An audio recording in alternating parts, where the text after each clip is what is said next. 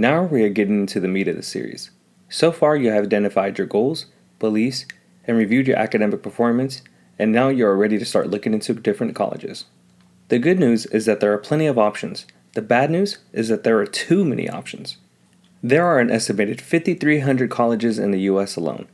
This means that we still have to eliminate some. If you don't, you could spend years upon years upon years trying to figure out where to go. So, to help out, let's break down some of the different types of colleges. Please note that I'm not going to cover every single type of institution that's out there, but I am going to cover the ones that you're most likely to come across. These include community and technical colleges, four-year, faith-based, minority, and single-gender colleges. First, we have community, junior, and technical colleges. These are shorter-term colleges, meaning that you can earn certificates and upwards to a 2-year associate's degree. If you know your career goal, completed your research, and learned that your dream career only requires an associate's degree, then this is the place for you. Also, if you are in a career field that only requires technical training or hands-on training, such as cosmetology, then this is also a great option. The one thing to remember is that not all 2-year or technical schools are the same. There are for-profit colleges and technical schools that focus strictly on your major, have smaller class sizes, and more one-on-one assistance. But these places can also come with a hefty price tag. We'll talk about costs in the next video. However, community and junior colleges are relatively inexpensive. Depending on what federal aid you qualify for, this education option is typically the most affordable. In fact, your host Armando is a graduate from Solano Community College in Fairfield, California. With federal aid programs, I earned my associate's degree for absolutely free. My books and tuition were covered. This was due to the location of college as well as their tuition and fees. Please note that when I'm referring to technical colleges, I'm also referring to trade schools, where you can learn hands-on experience and complete relatively short programs that get you prepared for the appropriate field. Now let's talk about four-year colleges and universities. These institutions are great as they offer 2-year degrees, 4-year degrees, and even more, and oftentimes they have more distinguished and experienced faculty. They usually offer on-campus housing options while community and technical colleges do not. The academic options are greater here as they offer more academic programs and oftentimes offer options to earn master's and doctoral degrees.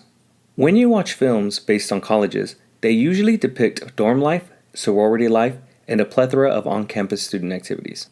Some community, junior, and technical colleges offer activities for campus life, but they are not as developed as in four-year institutions.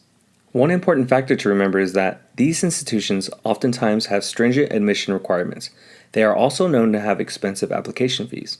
So, before looking into these colleges, look into their admission requirements. We're going to talk more about these in depth in the next video. If you happen to look into the admission requirements and you realize that you don't meet the standard, don't worry. You can usually transfer into these institutions after completing the coursework at the community and junior college level. When I graduated from high school, I did so by barely making a 2.0 GPA. I dreamed of dorm life and crazy parties, but after looking into four-year institutions in my area, I knew that I wouldn't be accepted. So, I learned from a friend that would later on become my wife that I could complete transfer requirements at the junior college level and then transfer and be accepted into the four-year institutions. And that is what I did. I earned an associate's degree in business, earned a 3.5 GPA, applied for 3 four-year colleges, and got accepted into 2 of them. As I was looking into both colleges, I chose the one that best fit me. 2 years after transferring, I later graduated from San Francisco State University with my bachelor's degree in international business. As I stated in my last video, I wanted to apply to a more prestigious college such as UC Berkeley, but I sat down with someone from the admissions department and learned that I still didn't make the requirements. It hurt, but it did not stop me from accomplishing my goal of earning a bachelor's degree. So, long story short, despite what you may think about community and junior colleges, they're a great option to earn a quality education while getting prepared for four-year institutions. Now let's talk about private colleges and universities. These places are not publicly funded, meaning that they do not receive any funding from U.S. taxes.